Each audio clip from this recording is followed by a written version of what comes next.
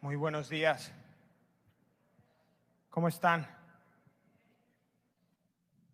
Le doy muchas gracias a Dios por la vida de Marco,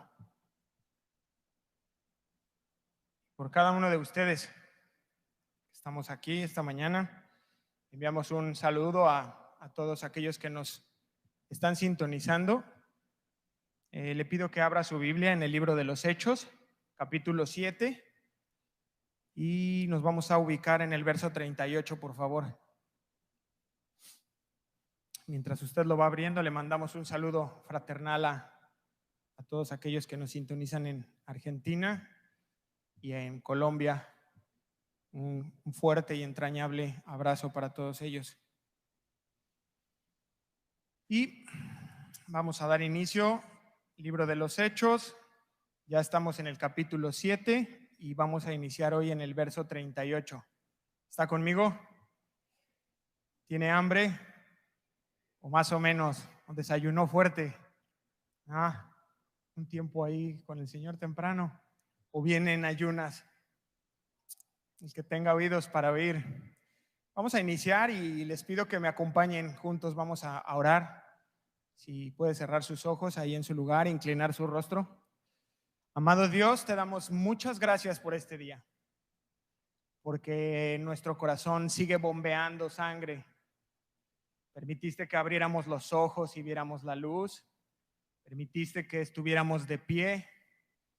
Y la verdad es que nunca lo valoramos, Dios, sino hasta que estamos postrados en un hospital. Apreciamos un desayuno, apreciamos el estar de pie, valoramos el poder conversar cuando estamos afónicos. Pero hoy estamos aquí y te agradecemos de todo nuestro corazón. En el nombre de Jesús te pedimos que no sea un tiempo perdido, que no sea un tiempo infructuoso, sino que pedimos la ayuda de tu Espíritu Santo, que nos permita concentrarnos esta hora, que nos ayudes a agudizar nuestro oído para alcanzar a escuchar tu voz, para tomar la porción que quieres darnos, Señor. Que no salgamos de aquí sin nada, porque el reino de los cielos sufre violencia, dice tu palabra, y los violentos lo arrebatan. Depende de cada uno de mis hermanos el tomar esta porción o el permitirse divagar en su mente mientras está aquí sentado y salir y hacer responsable a alguien más de que no recibió nada.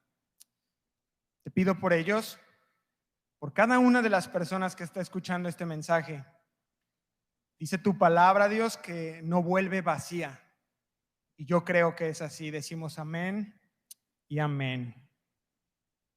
En el nombre de Jesús. Vamos directo al versículo 38 del capítulo 7 del libro de los Hechos.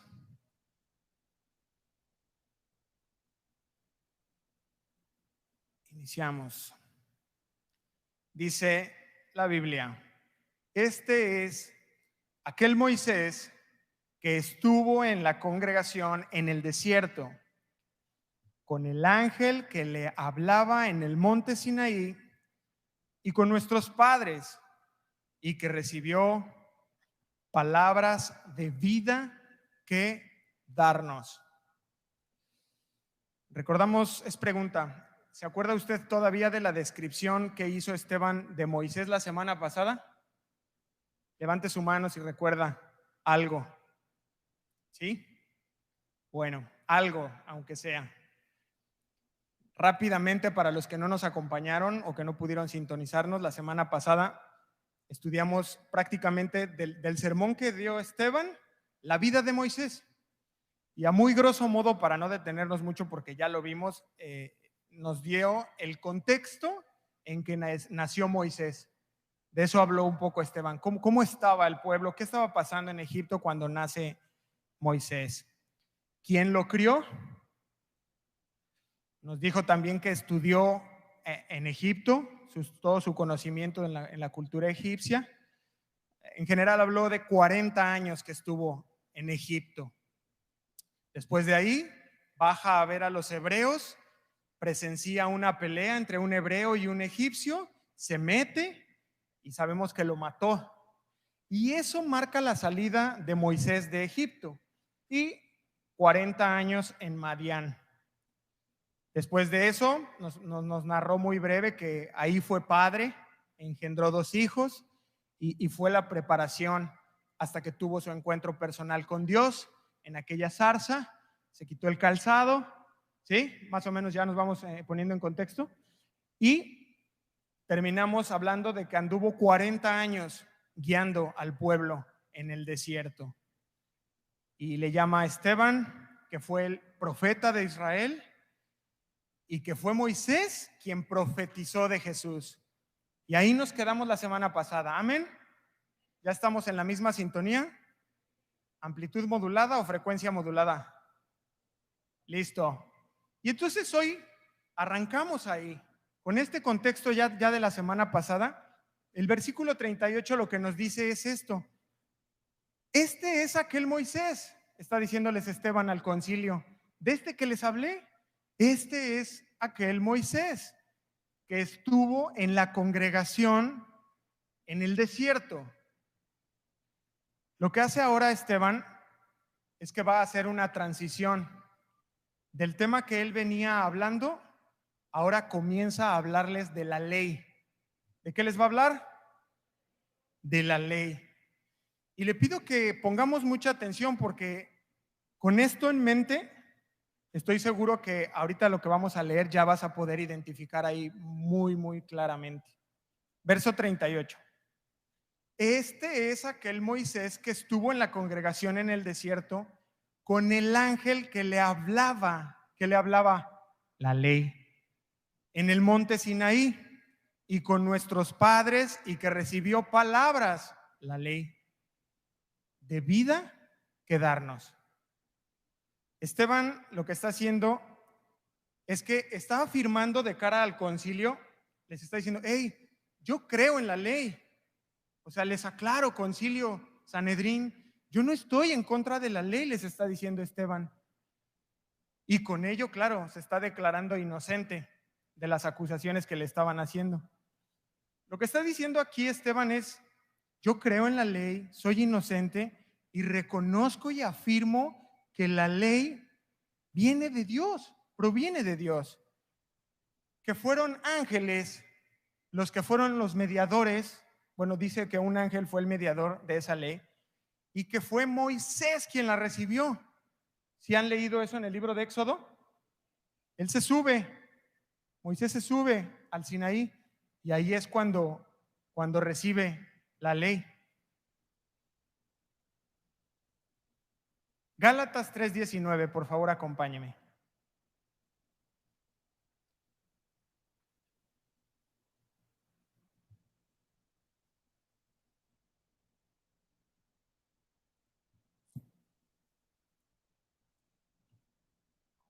El libro de Gálatas, capítulo 3, verso 19.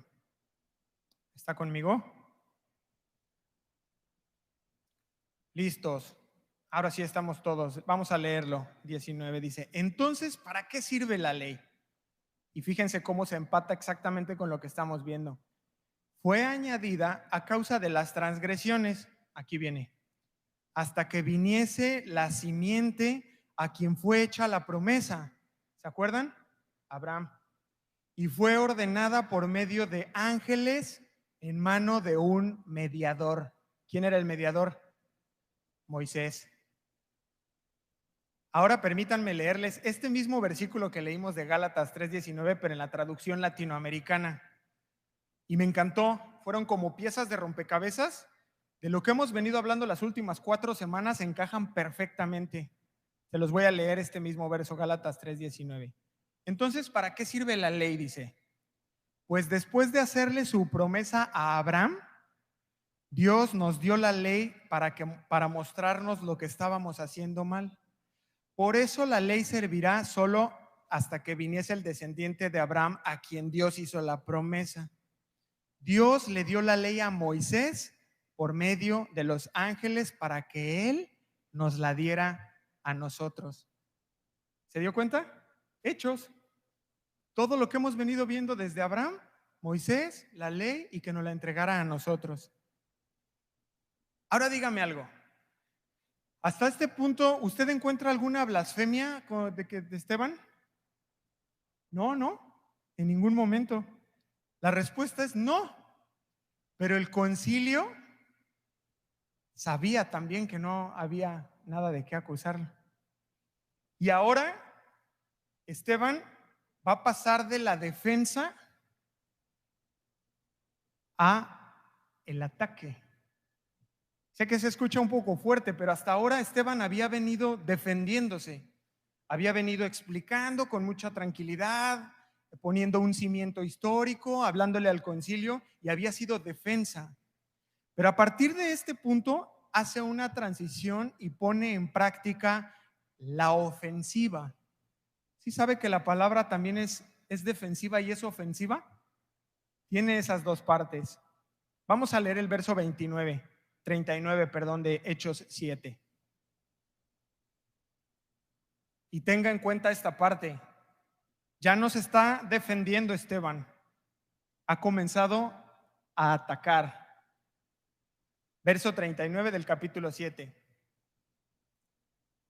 Al cual nuestros padres, ¿qué dice? No quisieron obedecer, sino que ¿qué? Lo desecharon. Está diciéndoles, a ver, concilio, no fui yo el que desobedeció, sino vuestros padres, quienes en su corazón tomaron la decisión de no obedecer, porque tuvieron a José, tuvieron a Moisés y determinaron no hacer caso, no quisieron obedecer. Y estos padres a los que ustedes, Sanedrín, tanto reverencian, tanto reconocen, tanto admiran, ellos fueron los que no quisieron obedecer. Y aquí viene nuestra primera aplicación. ¿Está usted obedeciendo la ley de Dios? No me conteste. Sí, no, pero es muy importante y vamos a ver por qué. Continúa diciendo el verso 39. Y en sus corazones se volvieron a Egipto. Verso 40, cuando dijeron a Aarón, haznos dioses que vayan delante de nosotros, porque a este Moisés que nos sacó de la tierra de Egipto, no sabemos qué le haya acontecido. Entonces hicieron un becerro y ofrecieron sacrificio al ídolo, y en las obras de sus manos se regocijaron. ¿Está listo? ¿Qué tenemos que aprender de esta porción? Muy importante, que fue en sus corazones. En sus corazones se volvieron a Egipto. El pecado está dentro, nace en nuestro interior. Es en nuestro interior donde nace el pecado, no está afuera, sino que cada uno es tentado cuando en su propia concupiscencia es atraído y seducido. Entonces la concupiscencia, después de haber concebido, da a luz el pecado, y el pecado siendo consumado da la luz a la muerte. Santiago 1, 14, 15.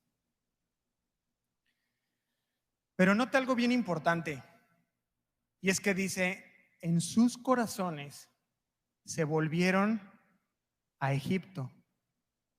O sea, no regresaron físicamente. No dice que se dieron la vuelta y se regresaron caminando y llegaron a Egipto. No, fue en sus corazones. Es en el interior. Y entonces esto explica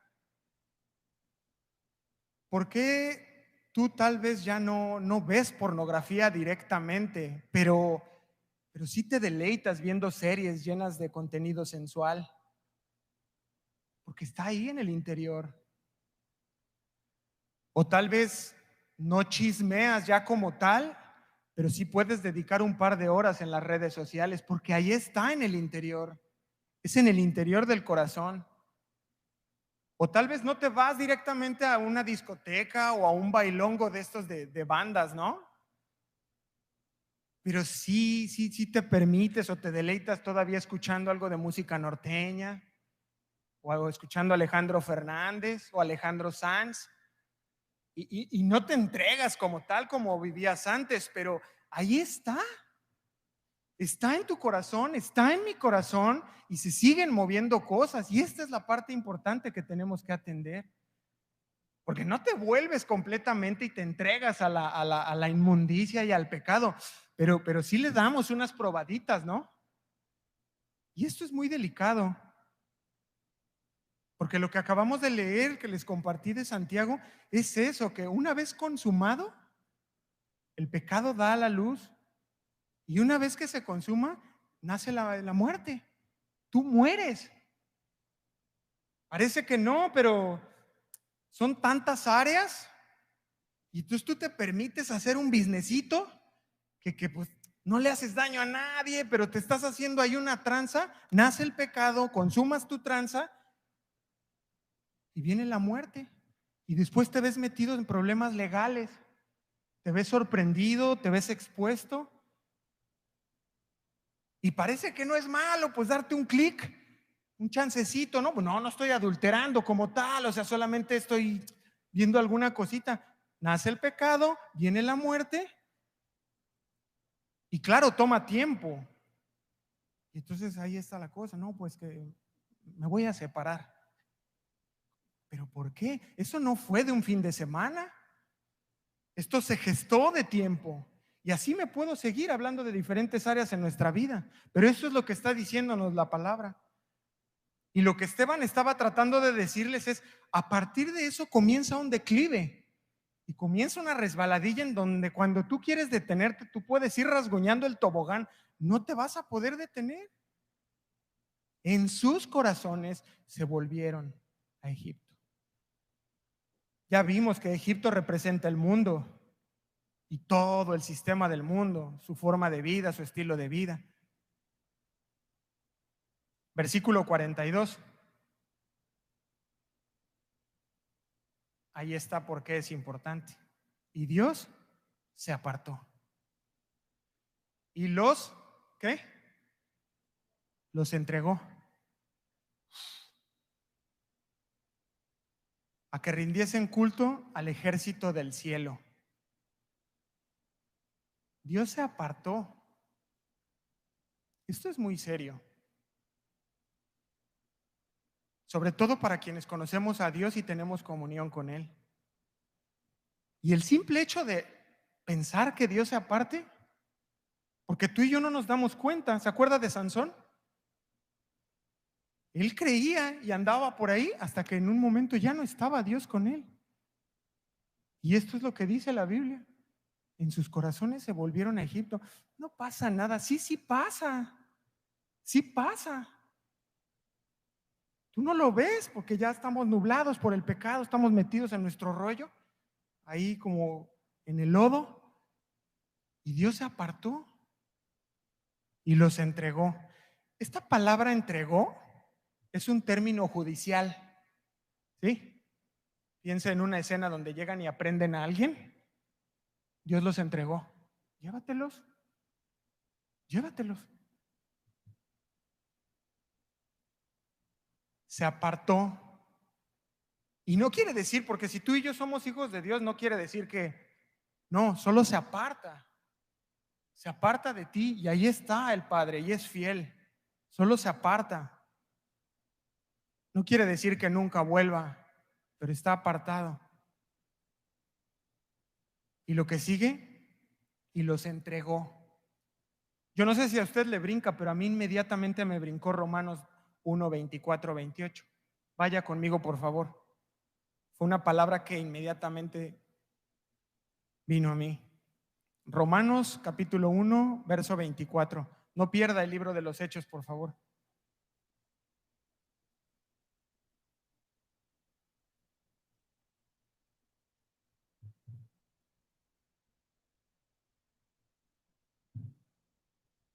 ¿Está conmigo? Romanos 1, 24. Por lo cual Dios, ¿qué dice? ¿Es lo mismo? La misma palabra. por lo cual Dios los entregó a la inmundicia en las concupiscencias, ¿de dónde? De sus corazones. ¿Dónde se volvieron ellos a Egipto?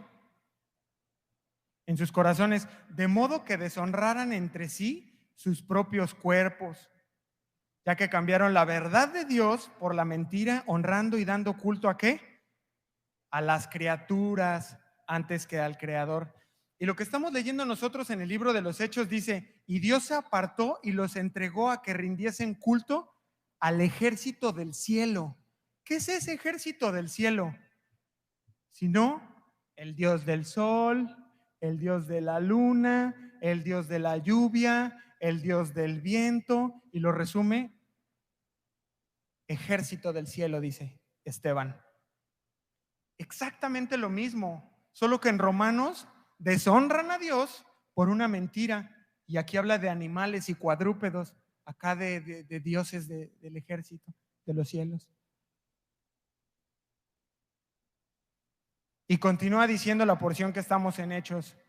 Y Dios se apartó y los entregó a que rindiesen culto al ejército del cielo, como está escrito en el libro de los profetas. ¿Qué es el libro de los profetas?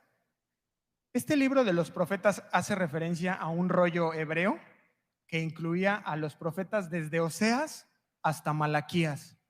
Pero la cita que está haciendo Esteban aquí puntual es el libro de Amós.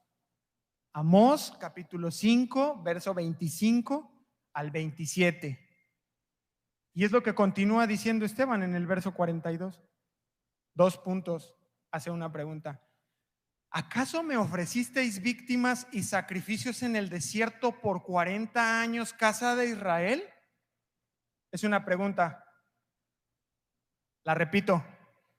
¿Acaso me ofrecisteis víctimas y sacrificios en el desierto por 40 años, casa de Israel? ¿Cuál es la respuesta? ¿Qué dicen? ¿Sí o no? No. ¿Quién dice que sí? ¿Nadie? ¿Todos dicen que no? ¿Alguien que diga, o estoy solo? Auxilio. Sí ofrecieron sacrificios, pero a lo que está haciendo referencia, y fíjese qué interesante, que mientras estaban en el desierto y hacían sus holocaustos, muchos de ellos llevaban figuras. Ahorita vamos a ver más adelante de Moloch y de Ranfán. Y nadie lo sabía, solo aquellos que las llevaban. Y estaban ofreciendo holocaustos en el desierto durante 40 años, pero en su corazón llevaban los dioses de Egipto. Versículo 43. Antes bien llevasteis el tabernáculo de Moloch y la estrella de vuestro dios Renfán, figuras que os hicisteis para adorarlas. Os transportaré pues más allá de Babilonia. Wow, ellos mismos las hicieron. Como que antes de salir de Egipto, pues me llevo un recuerdo, ¿no? O sea, pues si puedo llevarme una revista o pues conservar algo, ¿no? Algún recuerdito de allá, pues no todo fue tan mal, o sea, y ya uno guarda. Y estamos aquí, alzamos las manos, adoramos con nuestra boca, adoramos con nuestro corazón, pero Renfán y Moloch. ¿Y sabe algo? Delante de Dios eso no pasa desapercibido. Es lo que estamos viendo aquí. La implicación, una vez más, es que el pueblo al que Esteban se está dirigiendo tiene en común la idolatría con aquel pueblo de Éxodo 32, el que está hablándoles. Y yo les hago una pregunta. ¿Con quién te identificas tú? ¿Con Moisés o con el pueblo hebreo que abrazó la idolatría? Porque mira, aún ahorita tú puedes estarlo escuchando como me ocurrió a mí y en tu corazón identificar, es válido. es muy válido, precisamente por eso estamos aquí. Entonces Dios no puedes engañarlo, tú ahí estás en tu corazón, reconoces algo y dices, ok, va, está bien. Pero entonces tú tienes que arrepentirte. Reconoces esa parte y tú tienes que llevarlo delante de Dios, pedirle perdón y volver al camino. A ese camino sublime, a ese camino angosto, en donde Dios sea el número uno en tu vida. En donde Dios esté en lo más alto y en lo más sublime de tu corazón. En ese asiento elevado del trono de tu corazón, donde quites todo y pueda sentarse Cristo y tú le digas, es tuyo, Señor, tú eres el Señor, tú eres el Rey, tú eres el Salvador, tú diste tu vida por mí. Hoy yo entendí que habían estas cosas en ese trono, que fui yo quien se sentó ahí, que fui yo quien guardé algunas cosas de esa vida que llevaba en Egipto. Hoy pude verlas y quiero quitarlas para que seas tú. Lo que no se vale delante de Dios es que tú salgas aquí como, ay, esta palabra era para tal o para cual. No era para mí. Yo creo que le vino bien acá o le vino bien a este o a otro y se hace a uno a un lado, ¿no? Somos especialistas en esquivar.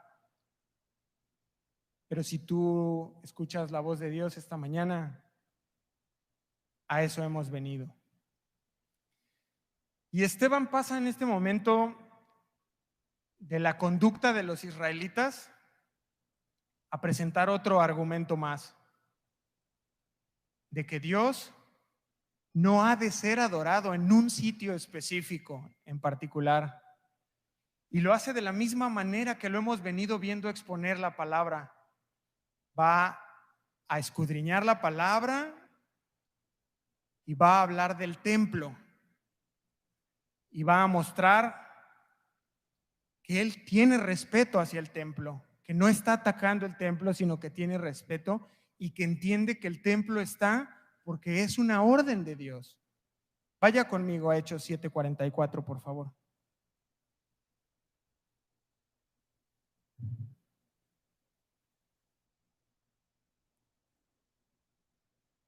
Tuvieron nuestros padres, ¿qué dice? El tabernáculo del testimonio en el desierto, como había ordenado Dios. Era una ordenanza de Dios. Cuando dijo a Moisés que lo hiciese conforme al modelo que había visto. ¿Ok? Vamos despacio. El testimonio. ¿Qué es el testimonio de esta porción que estamos estudiando? Era la ley. Era la ley. Para no extraviarnos, las dos piedras, tal cual. Eso era el testimonio. Las dos piedras que le dio en el monte Sinaí. ¿Dónde guardaron estas piedras? En el tabernáculo. Por eso se llama tabernáculo del testimonio. Diga, wow, a eso venimos a aprender. Acerca de la construcción del tabernáculo y su construcción, no vamos a ir para allá, no podemos desviarnos hacia allá, pero si quiere revisarlo es muy amplio, está en Éxodo, capítulo 25, del verso 9 al verso 40. Ahí está cómo le dijo Dios que hiciera el tabernáculo. Muy bien. Muchos estudiosos interpretan esta parte del tabernáculo del testimonio como el testimonio de la presencia de Dios. Yo creo que es correcto, era la presencia de Dios y estoy de acuerdo con ello. Verso 45, el cual, recibido a su vez por nuestros padres, otra vez, lo introdujeron con Josué al tomar posesión de la tierra de los gentiles, a los cuales Dios arrojó de la presencia de nuestros padres hasta los días de David. ¿Qué está diciendo Esteban? Esta fue la forma de adoración que la nación de Israel conoció por cientos de años. Y lo resume hablando de Josué hasta el reinado de David. Dice, así fue y está bien. hasta David. Porque fue en David en quien Dios despertó el hacer un templo. ¿Verdad? ¿Lo han leído? Sí. Bueno, fue ahí. Entonces dice, bueno, Esteban dice, está bien, y fue la forma correcta desde Josué, cientos de años, hasta David. Y fue en David donde Dios despierta este deseo de construirle un templo a su Dios. Los que conocemos esta parte de la historia sabemos que David no lo lleva adelante como tal, sino que lo pone delante de Dios. Y yo quiero decirle qué importante es que usted y yo podamos poner delante de Dios nuestros anhelos y nuestras peticiones, porque no era malo, ¿verdad? No era nada malo, era un buen deseo de David, y entonces él lleva y lo pone delante de Dios. Mire, hace algunos años vivíamos en Veracruz. Ya había nacido Mateo, tendría creo que 1 año. Y yo convoqué a una posición en el banco de ascender para crecimiento. Y fuimos al panel, entramos muchas personas, en fin. Y el viernes me llaman y me dicen, es tuyo la posición. Y pues yo feliz, porque me iba al doble de salario. Con un hijo de 1 año, era una gran bendición, ¿no? ¿Sí la pueden ver o no? Bueno, así parecía. Sino que el domingo me llama un cliente en la mañana. Y después de ir a mi servicio a la iglesia, vamos a comer con mi suegra.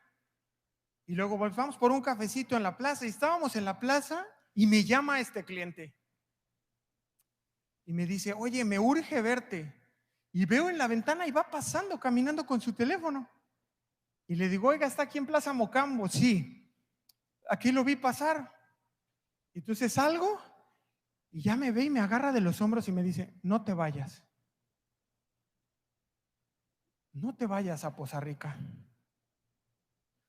porque te van a buscar de un cártel.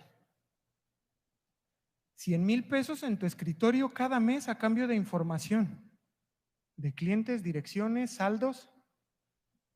Y no vas a poder decirles que no, no te vayas. Y yo dije, a ver, espérame, ¿cómo un cliente sabe de este movimiento? Y entonces voy con mi esposa, nos ponemos a orar, porque aquí hay una línea muy delgada. Yo dije, o esto es de Dios, el doble de salario, o esto viene del diablo. ¿Usted qué opina? ¿Ah? ¿Era de Dios? No, ¿era del diablo? Pues nos pusimos a orar, como David. Pusimos esto delante y dijimos, ay, no te vayas a ir, me dijo, porque van por tu familia. Tú les dices que no y se llevan a tu esposa y a tus hijos, a tu hijo. Y oramos y el Señor dijo, no, si es de mi parte. Me dio una palabra a mí, le dio una palabra a mi esposa y claro, con entendimiento dije, va Señor, amén. Me fui yo primero, porque era de Veracruz a Poza Rica, casi Sinaloa, casi esas movidas, o sea, llegué solo, renté un lugar, cambié cerraduras, acondicioné, nadie me buscó. Y después llevé a mi esposa. Pero qué importante es que tú tienes que poner delante de Dios. Y ahora voy a la parte complicada, porque ahí Dios me dijo, sí, pero ¿qué tal cuando te dicen no? Que fue el caso de David. David lleva su anhelo de hacer un templo y el Señor le dice, no, tú no lo vas a hacer porque has derramado mucha sangre, pero tranquilo, tu hijo lo va a hacer. Yo creo que le consoló, pero yo te pregunto, ¿qué cuando Dios te dice no? Ah, Señor, ya tengo el enganche de mi carro. Y dice, no, no, dice el Señor, no te metas ahorita en broncas, mira cómo está la economía. Ay, no, pero, y vas y te encharcas. O una relación, ay, cómo me encanta eso. Señor, ¿es el hombre de mi vida o no? Y Dios dice, no, sí, sí es que tú no ves, Señor, ¿no? O un trabajo. Pues si estoy desempleado, Señor. Y Dios dice, no. Y te cierra la puerta y te cierra la puerta, pero no, sí voy a ir. Y ya dice Dios, mira, bueno, y te entrega. Y ya y te ves ya metido en un accidente. Ya. Y dice, sí, pues Dios me había dicho que no. Perdóname, Señor. Y vuelves al camino. Pero después de un riqui. Ya no está padre, ¿no? Así le digo a Mateo, a mi hijo. Tienes que ir del punto A al punto B. ¿Quieres ir directo o riqui? Es así. Y Dios dice, mira, pues órale, métete. Yo te dije que no compraras ese carro, que no te metieras en esa relación y que no fueras a ese trabajo. ¿Quieres? Ándale, dale. Riqui. Y Dios le dice que no a David, pero sí a su hijo. Vamos a continuar en el verso 46. Hechos 7:46. ¿Quién es este? David. Halló gracia delante de Dios y pidió proveer tabernáculo para el Dios de Jacob. Ya no puedo ir para allá, sí quería ir, pero solo tome nota, está en 2 de Samuel, capítulo 7. Lea todo el capítulo 7, pero específicamente es en el verso 13, cuando Dios le dice no, a través de Natán, el mismo Natán que fue y lo reprendió cuando Betsabé, el mismo Natán le dice no, dice Dios que no, que tú no. Y continúa diciendo el libro de los Hechos, verso 47. Mas Salomón, ¿qué? Edificó la casa. Es finalmente Salomón a quien Dios le permite construir el templo.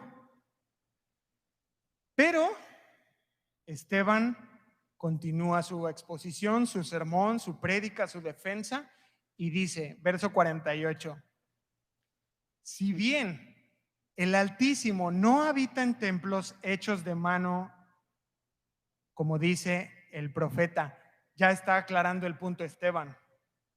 Habló del templo, reconoce que sí es una instrucción que venía de parte de Dios en el tabernáculo, la adoración, pero aquí dicen, no habita. O sea, Dios no está metido en un lugar, no está confinado. Y entonces hace una cita del Antiguo Testamento. Léala conmigo. Verso 49 del capítulo 7 de Hechos. El cielo es mi trono y la tierra el estrado de mis pies. Y hace una pregunta. ¿Qué casa me edificaréis? Dice el Señor. ¿O cuál es el lugar de mi reposo? Versículo 50. ¿No hizo mi mano todas estas cosas? Lo que Esteban tenía en mente mientras estaba exponiendo esta porción de las Escrituras al Sanedrín es lo transitorio que es un templo. Porque cita el templo que levanta Salomón, pero ese que fue el primer templo, nosotros sabemos que lo destruyeron los babilonios. Se cayó, lo tiraron.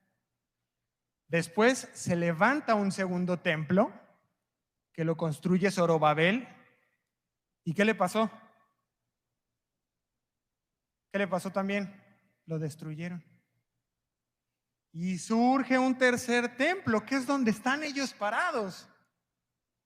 Ese templo en donde está exponiendo Esteban, donde está el Sanedrín, era el tercer templo que se levantaba. ¿Y sabe qué es lo más irónico? Lo levantó Herodes, que no era judío. Entonces lo que le está diciendo Esteban es, a ver, Dios no habita en un templo.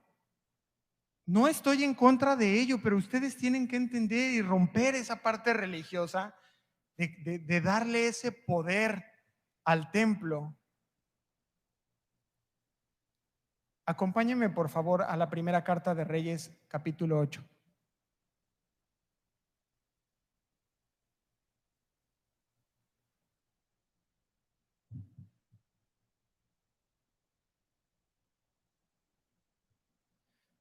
Primera carta, Reyes, capítulo 8, verso 27, por favor.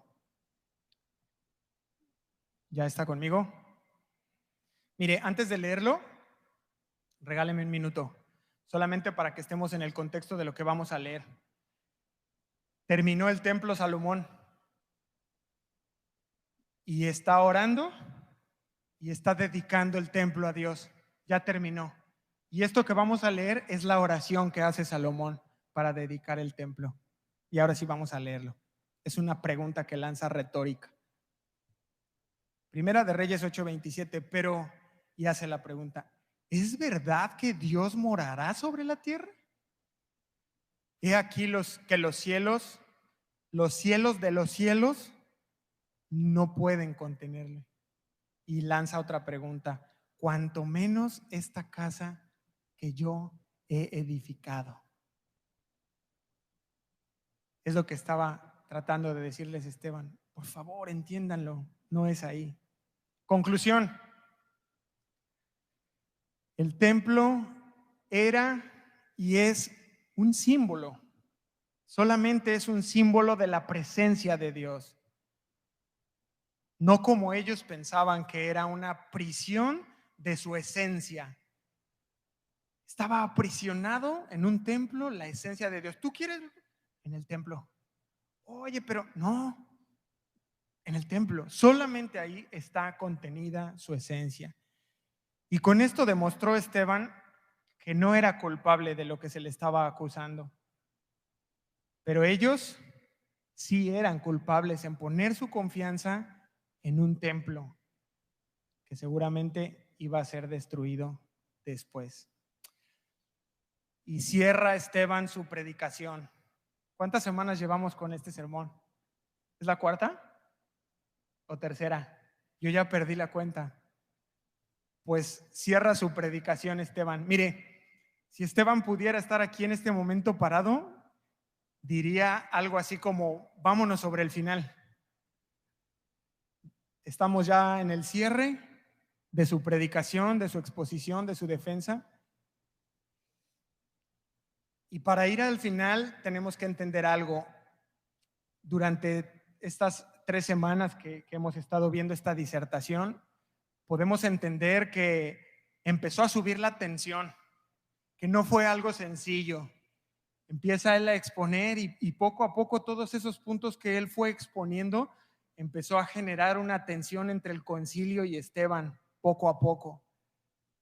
Seguramente el concilio estaba expectante, como a ver a dónde va a llevar esto este cuate, este fulano, ¿no? Y lo estaban escuchando poco a poco, así de, ok, sí, ya puso los cimientos, ya puso un contexto histórico, pero ¿y a dónde va a ir? ¿En qué va a terminar? Se preguntarían los del concilio.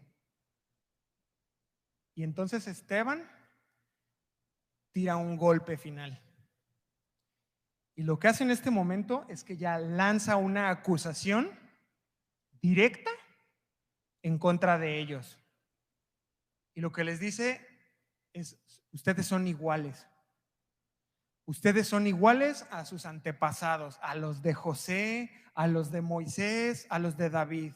Ya vuelve esto algo personal y lanza el último ataque para cerrar su enseñanza. Acompáñenme en el verso 51.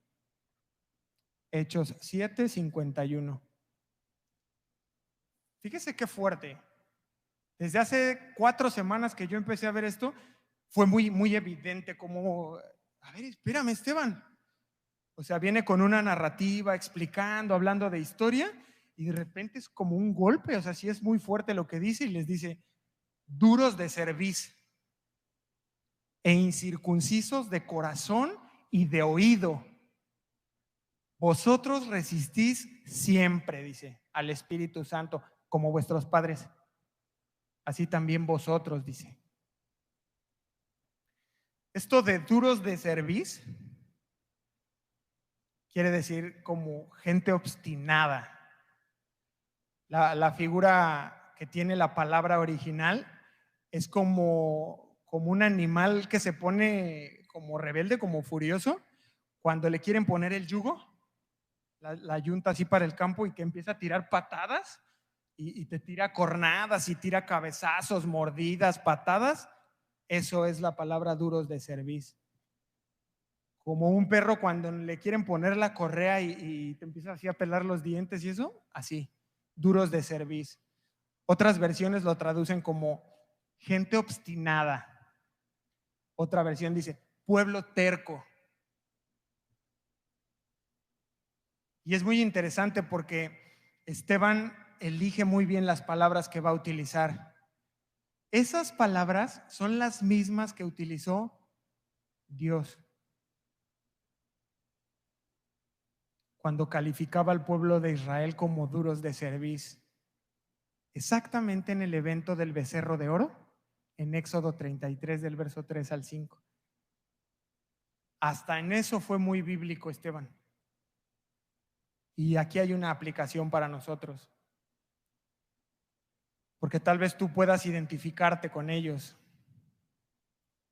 que tienes delante de ti la verdad, la estamos viendo, la palabra es expuesta, es muy claro, es muy evidente, sabes la decisión que tienes que tomar, pero decides rechazarla. Duros de cerviz. Tomamos la decisión en nuestro corazón de endurecernos, de decir no. Decido ser terco. Y dice incircuncisos de corazón y de oído. Y esto que está diciéndoles Esteban es muy interesante porque ellos se sentían muy orgullosos de la circuncisión. Entre ellos sí era como muy importante porque era la parte que te hacía o no te hacía pueblo de Dios. Oye, tú tienes la circuncisión, oh, va, hermano, eres del pacto, ¿no? Y le daban un gran peso a esto de la circuncisión. Y entonces lo que le está diciendo Esteban son unos religiosos, porque la verdadera circuncisión que debería de importarles es la del corazón, y ahí tienes prepucio. Ahí no te lo has quitado, ahí no te interesan las apariencias, el que estés ahí con los mismos, con los tuyos, pero la parte importante, la que le interesa a Dios, no ha sido cortada. Incircuncisos de corazón y de oído, porque la parte que tendrían que prestar oído y no solo oírlo, porque ya lo escucharon y lo entendieron, Sanedrín, pero van a decidir o no. Y aquí sí no tenemos ni para dónde hacernos los cristianos. Porque hay un punto, y a todos nos ha sucedido, en donde nos llegamos a creer más, espiritualmente hablando, pero somos unos falsos religiosos que creemos que tenemos una falsa superioridad, porque eso es la verdad. Y llegamos a pensar o a ver a las personas como por arriba, así como, no, bueno, pues tú porque estás en tus delitos y pecados, pero yo ya no. Es exactamente igual. Y se nos olvida la misericordia que recibimos de parte de Dios.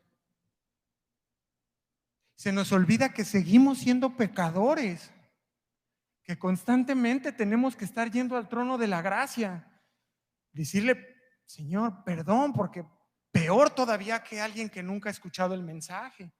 Yo lo conozco y aún así decido llevar adelante mi Moloch y mi Renfan. Y eso lo vuelve mucho más grave y mucho más delicado. Tenemos que estar atentos a esa condición religiosa. Mucho cuidado de no creernos superiores espiritualmente. ¿En qué? Yo al menos tengo un pasado sumamente horrible del cual avergonzarme, que ni siquiera es digno de comentar. Y nos pasa. Y lo que les dice Esteban es, y vosotros resistís al Espíritu Santo. Al igual que hoy, en ese momento el Espíritu Santo les estaba mostrando. Y lo que les dice en ese verso es, igual que vuestros padres, así también vosotros, igualitos, decidieron ponerse orgullosos y resistir al Espíritu Santo. Y eso es lo que los condena. Esa resistencia de tener la verdad delante de ti y decir, no, me voy a endurecer, voy a hacer mi decisión, voy a llevarla, eso es lo que te condena. Y no te creas que vas a pasar desapercibido. Dios te va a decir, yo te lo dije y tú lo sabías y resististe al Espíritu Santo. Verso 52. Continúa Esteban preguntando, ¿a cuál de los profetas no persiguieron vuestros padres? Sigue sobre esa misma línea. ¿A cuál no persiguieron? Dice. Y además los mataron. Y mataron a los que anunciaron de antemano la venida del justo. Solo en Hechos le llaman a Jesús el justo, en 2 citas en el libro de los Hechos. Y esta es una de ellas. De quien vosotros ahora habéis sido, ¿qué? Entregadores y matadores. Ahora sí se les va con todo ya, Esteban. Acompáñeme a Lucas 11, por favor.